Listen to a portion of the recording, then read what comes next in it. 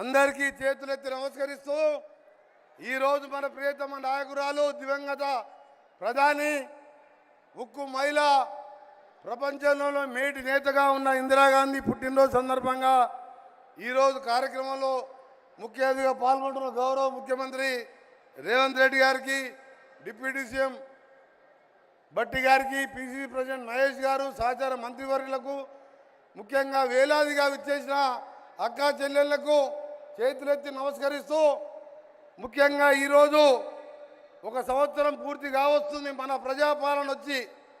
చెప్పిన కార్యక్రమాలు, చెప్పని కార్యక్రమాలు ఎన్నో చేసుకుంటూ ముందుకు పోతూ మీ అందరి ఆశీర్వాదంతో రాబో కాలంలో ఇచ్చిన ప్రతి మాట నెరవేరుస్తామని ముఖ్యమంత్రి గారి నాయకత్వంలో మంత్రులుగా మేమందరం ఎమ్మెల్యేలము, ఎమ్మెల్యేలము, ఎంపీలము కలిసికట్టుగా అన్నీ కూడా మీకు అందుబాటులో ఉండి పనిచేస్తామని తెలియజేసుకుంటూ, మీరు ఇటీవల ఒక సంగతి చూస్తున్నారు.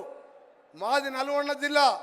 నల్గొండ జిల్లా అంటే కింద ఫ్లోరైడ్, పైన మూసి రసాయనాలతోని 30 ఏళ్ళకే 60 ఏళ్ళుగా కనబడుతూ కాళ్ళు చేతులు వంకరై ఎన్నో రకరకాల రోగాలతో చనిపోతుండే గౌరవ ముఖ్యమంత్రి గారు మూసిని ప్రక్షాళన చేసి 40-50 లక్షల మంది జీవితాలను కాపాడుదామంటే బావమరుదులు బీజేపీ కేంద్ర మంత్రి, ఇద్దరు కేంద్ర మంత్రులు ఢిల్లీలో ఉండి అభివృద్ధి చేయకుండా గల్లీలలో ఉండి ఆ పని చేయకుండా మా నల్గొండ ప్రజల జీవితాలను నాశనం చేస్తున్న పరిస్థితులు కూడా మీరు చూస్తున్నారు సోదరులారా.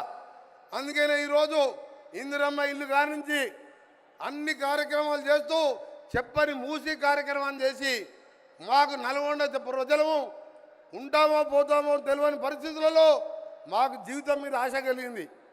అరే గౌరవ ముఖ్యమంత్రి గారు ఇంత ధైర్యంగా ఏ ముఖ్యమంత్రి చేయలేని కార్యక్రమాన్ని చేశాడని.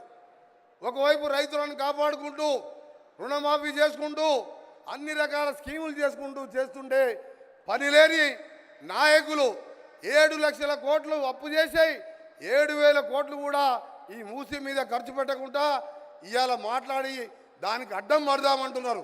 అందుకనే మీరే కథానాయకులుగా ఉండి మన గౌరవ ముఖ్యమంత్రి గారి నాయకత్వంలో ఇలాంటి మంచి కార్యక్రమాలు నల్లగొండనే కాదు, రంగారెడ్డి, హైదరాబాద్ మూసి ఎమ్మడిపోయే ప్రాంతం 1 కోటి మంది రోగాలతో ఇబ్బంది పడుతుండే అలాంటి మంచి కార్యక్రమాన్ని కూడా చెయ్యని దుర్మార్గులకు రాబోయే కాలంలో మీరే బుద్ధి చెప్పాలని తెలియజేసుకుంటూ మరొకసారి ఇందిరాగాంధీ ఈరోజు ఎక్కడ చూసినా ఇందిరమ్మ అంటాం. ఆ ఇందిరమ్మ కట్టే ఇల్లు ఇప్పటికి ఉన్నాయి, 60 ఏళ్ళ కింద కట్టాయి. ఆ ఇందిరమ్మకు మరొకసారి జోహార్లు అర్పిస్తూ ఆత్మకు శాంతి కలగాలని భగవంతుని ప్రార్థిస్తూ సెలవు తీసుకుంటున్నా. అందరికీ నమస్కారం. Thank you sir. Honourable minister Sridhar Babu గారి సందేశం.